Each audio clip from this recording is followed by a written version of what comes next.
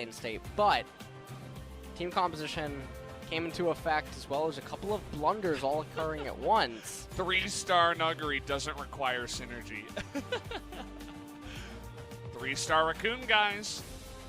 And that's who he is. To what we saw the last time. As Jinx gets locked in, all right. We finally get it to happen. No 80 carry rise. Rise is going in the top lane, most likely. As, there you go, Deft will pull it out. All right, give me a second here to run the calculations. Yeah, I'm running it through my head.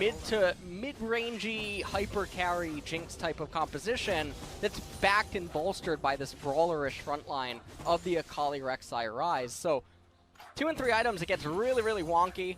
Damwon's gaming fundamental composition begins to collapse into something that it wasn't intended to be. He actually has more CS than the Akali in the top lane, so doing quite a good job there overall. As the first strike this time around is going to be that Infernal. Oh. Okay, trying to come up here and just CC it down. The barrel is in range, but nice little traps there by the Jinx is going to put a stop to that. As the rocket's coming in, thinking of, he missed it. Man. Actually, he wasn't able to get in the Realm Warp, but now Barrel with no flash is going to be dead. It was all a cruel ploy. Yeah, didn't need it anyway. Yeah, Jinx ends up picking up that first blood. Good to know that Tushins are almost available. Probably just going to stay.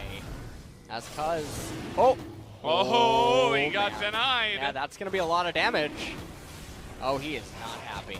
That is the most unhappy J4. Oh my god. Oh, man. Oh, see you later. Dunked from so many angles. As Canyon put on one of the best jungle performances. Just used by Tom, I think, to restore the mana on Jinx, right? Yeah. All right. Ooh. We know our observers love to make fun. The flag just barely goes out. I'm not quite sure what this was. I mean, I've watched some praying mantis videos. It was a weird ritual. That's all I'll say. I didn't quite hear what he said there at the end. Right at the very end. Yeah, he's pushing it into the bottom side, and they're just getting so many blades. Okay, we're going to try to dunk now onto Nuguri. Very clean gank. He cannot even flash away. And at 12 minutes, all 5 of the turret plates go down, and Deft is flexing those Jinx muscles. This Jinx is here. Oh, Barrel.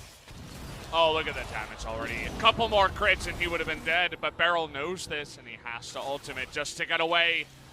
And Deft's reign as King of the Rift is only beginning in this game. This is a strange game of League of Legends. Tom's like one of those serial killers that lets you get away. Rascal, though, wants to get on top of Nuguri here. Nuguri's going to flash it, though. Knows that he has the health to live. And Showmaker is going to be coming in here. Just flashes in for the kill. As a big push in the top side is already coming down. And the Rift Herald, with that Jinx, should be able to raise this turret, although Deft did just take turret aggro. We'll have to see. Cuz is here. Has to just be a little bit careful from Barrel, but Thomas does have his flash available, so yeah, that's going to be the top tier 2 turret, and Nahyun is just getting free farm here in mid. Borky is down. Is Showmaker, and actually does a nice bit of damage there to Deft. That allows Damwon to move in as a team and potentially threaten this one. Take a look at Rascal on the bottom side. He's going to push the wave first. Oh, he has a natural flank. Yeah. Here we go. Damwon going to try to burst this down. Deft is a little low.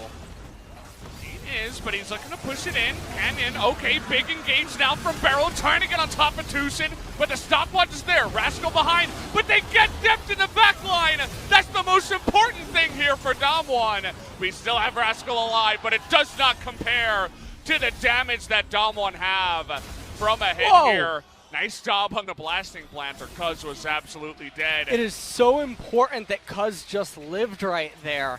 Him and Rascal, they, I think, are tailing. No, they're not tailing. Yeah, don't do the blue. We gotta go. Stop. This is really scary. The Karma Shields will negate any of the Baron damage, but They're respecting the teleport on Deft and the teleport on nhãn. Kingzone setting up for it, but they have so much less threat on the Baron just because of the Mountain Drake that they were denied. Ooh, Barrel, you can see he's going for plays here. He is going to have to ultimate. Oh, man. Oh, he's getting poked out now. Karma having to use one of the shields. Also, they get Barrel's ult.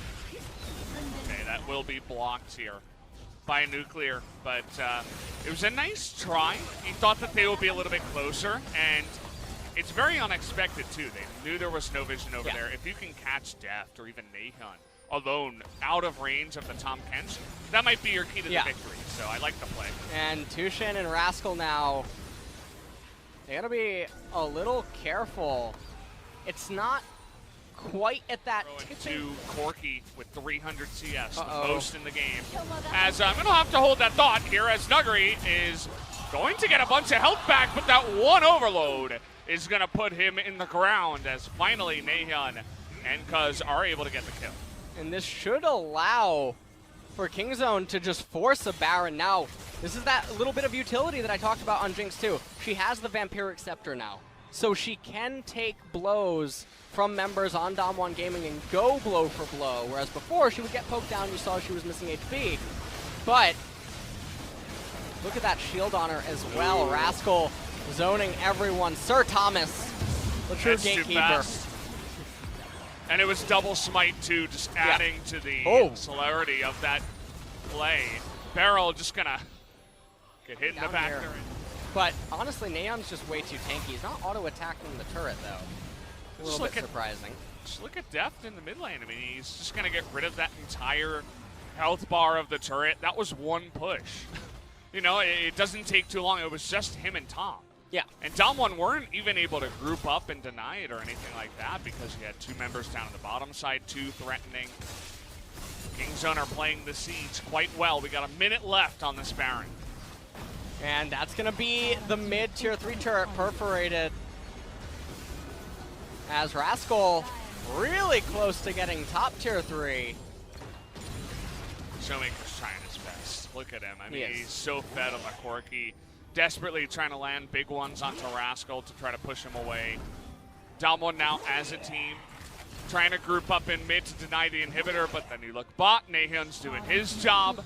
And the slow, methodical push continues from Kingzone. They get another turn in the mid lane, or in the top side. Okay, now we're diving here onto Deft, but he just flashes out of that Cataclysm. Nuguri gonna get super low, and down goes the Karma. They're gonna get a couple kills more. It looks like Kingzone may have just done it. Barrel desperately trying to zone him out there, but he's just gonna go down. Rascal here all alone, nearly goes down. Can't quite get Showmaker, but there's just too many members on the side of Kingzone left available, and it looks like Kingzone should be able to take this win, as it's only Showmaker left available. A sad little Corgi here, but there's nothing he can do. Deft and the boys coming on in, the perfectly timed devour. We're getting everybody into the pit, and down will go that Corgi, and down will go the Nexus. GG, hand it over to Kingzone. They certainly deserve this win tonight. And Kingzone, they show up big, able to bring down Dom1 2-1. This is Deft's Jinx came out again. Yeah, that was in tonight's series. Deft absolutely dominated the bottom lane along with Tushin against Nuclear and Barrel. Oh yeah, and it just was really a different class of players in bottom, and I mean it played such a huge part in all the wins. Yeah, you do have to hand it to them. I mean, we saw that in multiple games tonight with multiple different lanes as well. I mean, we saw all sorts of different AD.